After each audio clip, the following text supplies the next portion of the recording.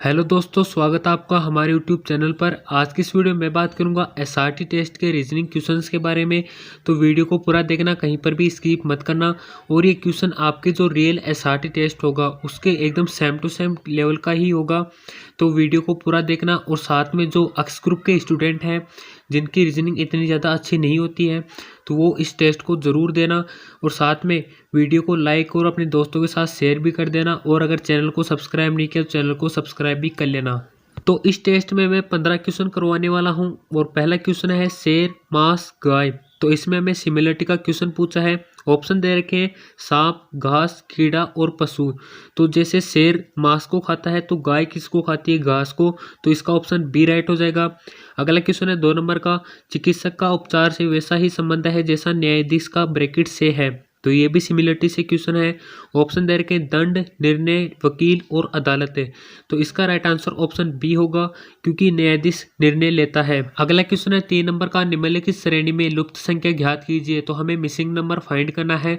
और श्रेणी दे रखी है, सीरीज दे रखी है 1, 3, 7, 13 और 21 है। और आगे क्वेश्चन मार्क दे रखा है।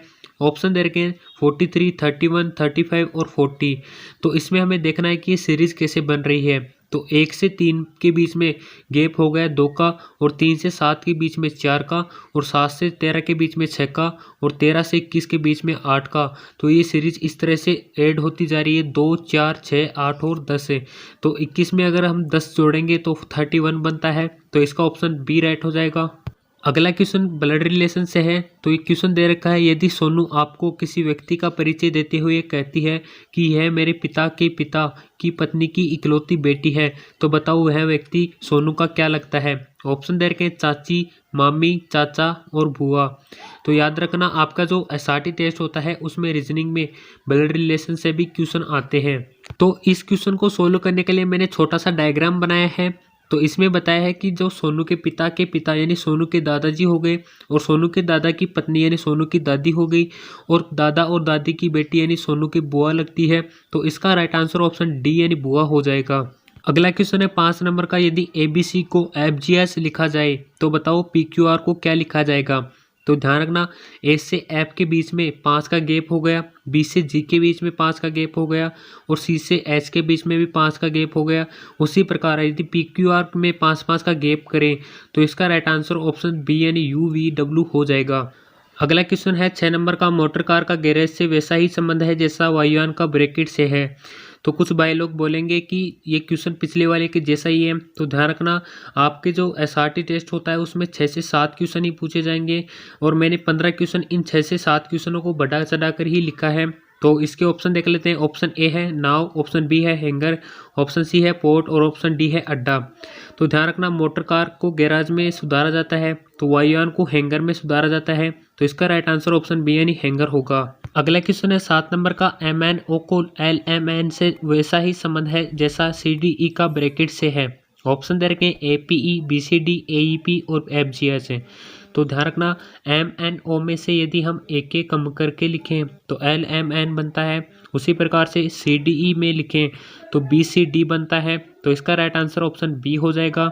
और जो आपका एसआरटी में रीजनिंग होता है वो बहुत ही ईजी आता है, क्योंकि ये एक्स ग्रुप वाले भी इस टेस्ट को देते हैं जो कि रीजनिंग के लिए इतना ज़्यादा प्रिपेयर नहीं होते। अगला क्वेश्चन है 8 नंबर का, यदि किसी भाषा में हरे को नीला, नीले को पीला और सफ़ेद को काला बोला जाए तो बताओ दूध का रंग कैसा होगा? तो ऑप्शन दे रखे लाल, सफ़ेद, काला और पीला। तो वैसे तो दूध का रंग सफ़ेद होता है, लेकिन इस क्वेश्चन में सफ़ेद को काला बता रखा है। तो इसका राइट आंसर ऑप्शन सी यानी काला हो जाएगा। अगला क्वेश्चन है 9 नंबर का, निम्नलिखित श्रेणी में लुप्त संख्या ज्ञात कीजिए। हमें मिसिंग नंबर फाइंड करना है, और हमें सीरीज बता रही है 1, 2, 3, 5, 7, 11, 13 और क्वेश्चन मार्क है। और हमें ऑप्शन भी बता रखे हैं 15, 17, 14 और 20। तो याद रखना, इस सीरीज में कुछ भी ऐड नहीं हो रहा है, कुछ भी सब्सट्रैक्ट नहीं हो रहा है, न कोई मल्टीप्लाई न कोई डिवाइड है। ये एक प्राइम नंबर की सीरीज है, और प्राइम नंबर वो होते हैं जिनमें खुद के अलावा किसी और का डिवाइड नहीं होता। तो इसका राइट आंसर ऑप्शन बी यानी 17 आएगा। अगला क्वेश्चन है 10 नंबर का, किसी तस्वीर की ओर इशारा करते हुए राकेश कहता है कि यह मेरे पिता के इकलौते पुत्र की पुत्री है। तो बताओ तस्वीर किसकी है? ऑप्शन दे रखे माँ, पत्नी, बेटी, बहन। तो इस क्वेश्चन को सोल्व करने के लिए मैंने छोटा सा डायग्राम बनाया है।